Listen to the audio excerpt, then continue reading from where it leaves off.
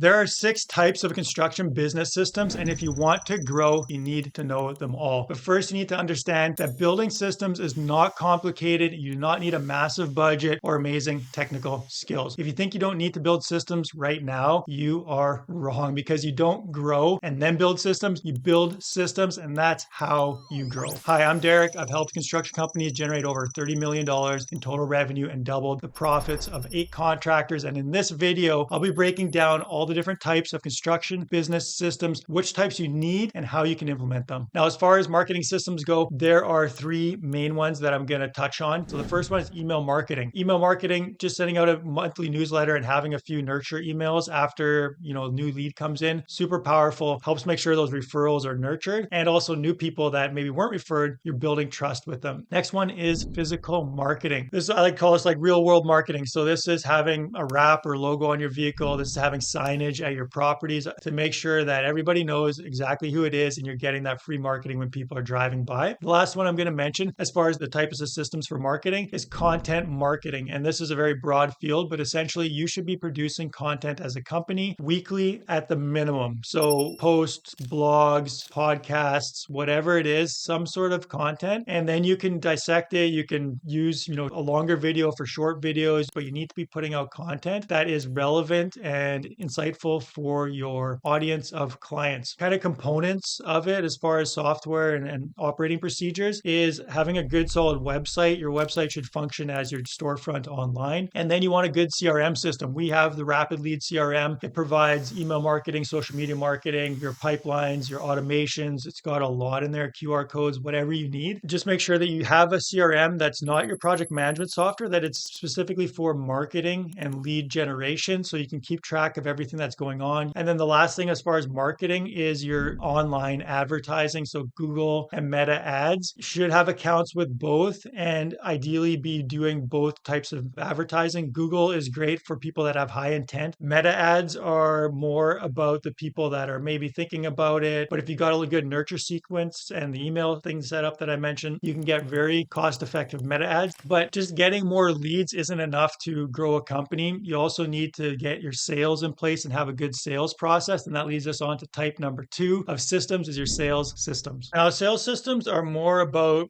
process and some mindset and different things like that, training and handling objections, more so than the software technical aspect of it. But this is what kind of makes their business, because even if you have good marketing, if your sales process is weak, you're going to be spending too much time and money in marketing, and you're not going to be getting projects into production. Now, training for sales is important, whether that's yourself or a salesperson. And then objection handling. So you should have a document with the typical objections you get during a sales process. Normally there's like a top 5, and it's not that you should have some scripted response for every, question or objection that a client brings up, but you should have at least rehearsed and understand, like, this is how I handle that. The price was too high, or I want to go with another contractor, I'm just not sure, or, whatever, right? So it's top of mind. Now, as far as the operating procedures and the process, you want to have a good pre-construction process. This pre-construction process should feel like a conveyor belt that takes a lead and just slowly moves them into a construction sale. The first sale is a pre-construction agreement. That is your goal when you have a new lead, is just to get them into a pre-construction agreement. And you need to provide a quick solution to the facts that your client doesn't know what they're doing.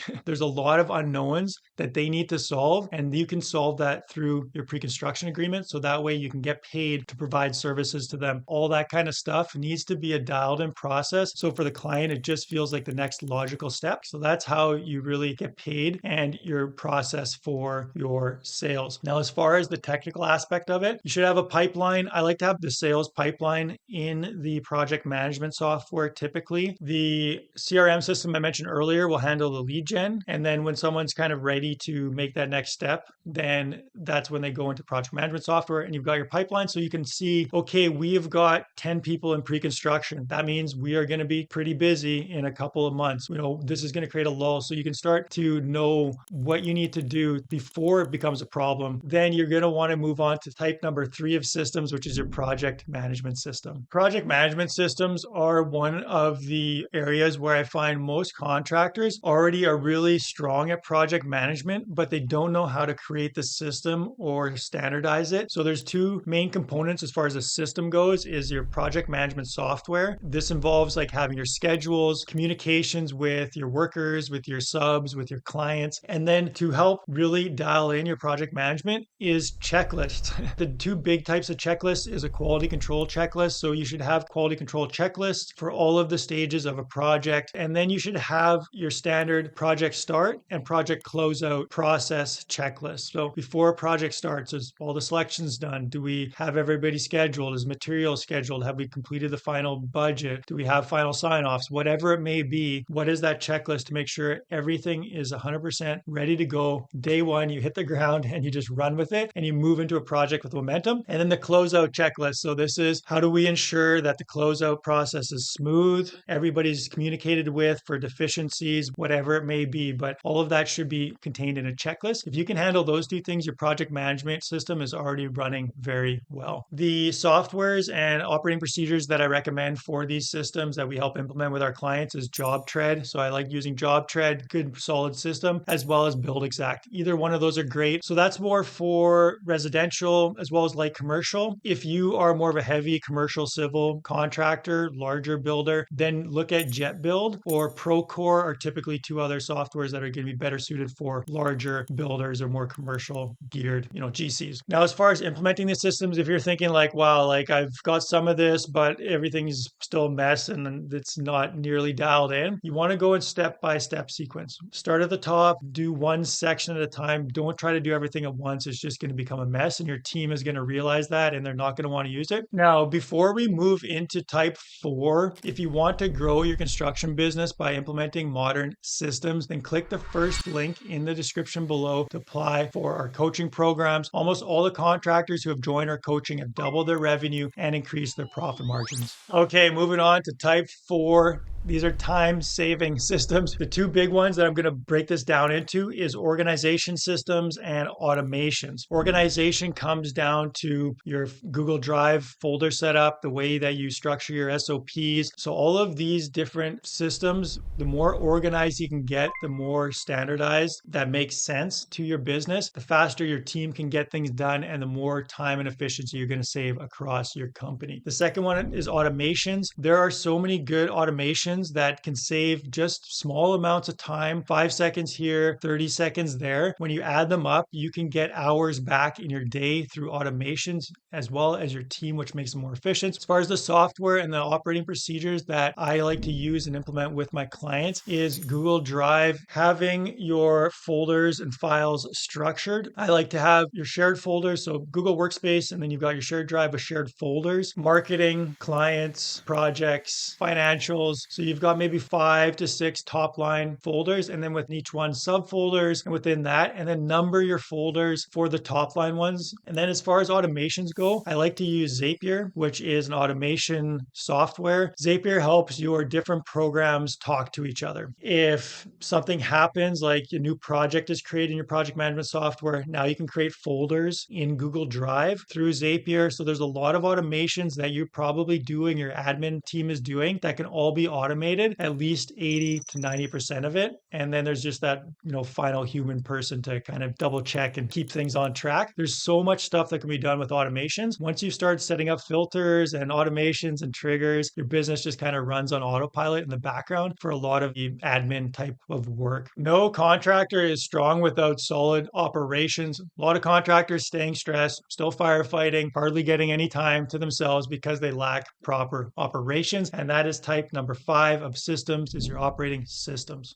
Operations can get confused with production. Production to me is the project management. Operations is like your internal communications, your administration, your human resources, all of these types of systems. So hiring is super important, training as well as communications. And those are the kind of the big systems and operating procedures that you need. So hiring is super critical. The people you have on your team can make a huge difference, and having a good hiring system ensures you're getting good people that are the right fit. Training materials are the next one. Once you hire them, you need to train them, and you need to train them effectively so they can run your systems, they can operate the systems, they know what's going on. Finally, communication systems. So they're plugged into your business, they're here. How do we communicate between them, the subs, the project manager, the coordinator, the site guys, your admin staff? How do people know what's going on and keep those lines of communication open? I'm going to do a quick walkthrough of how you actually build these systems to implement them. The first thing with human resources is having an ideal employee for hiring. If you just throw out a hiring ad, I need a project manager, you're going to be ineffective if you don't know who that person is. Just go to a document and write down who is the best project manager I ever hired. Once you have that, now it's very easy to write a job ad to attract that person. And that way you can then move on to the next one, which is having job descriptions, roles, and accountability. So every role in the business should have a description. There should be a list of responsibilities, key performance indicators. What criteria do they need to meet every day, every week, every month? And then having a scorecard is critical because we need to be checking what are the metrics here. How often do we have upset clients? How often are we actually meeting schedule? How often are we actually on budget for projects? That kind of information needs to get known. It needs to be in some sort of scorecard so everybody can see objectively, are we being effective? And then onboarding is the last thing I'm going to mention as far as how to implement these like HR operation systems is when an employee starts, that is the critical time where you can really set the stage to have like an employee handbook. So everybody coming into the business, doing work for the business, knows specifically everything that they need to know. What is professional? How do they get paid? If they have a problem, who do they talk to? And they should be able to get onboarded with a handbook and a training schedule. This is, the next 90 days, what you're going to be doing and where we want you as far as competency. So I've doubled the profit margins of 8 different contracting companies. And the way I did this was through great financial systems, right? So type number 6, financial systems. You must be doing regular bookkeeping and have your accounts structured in a specific way,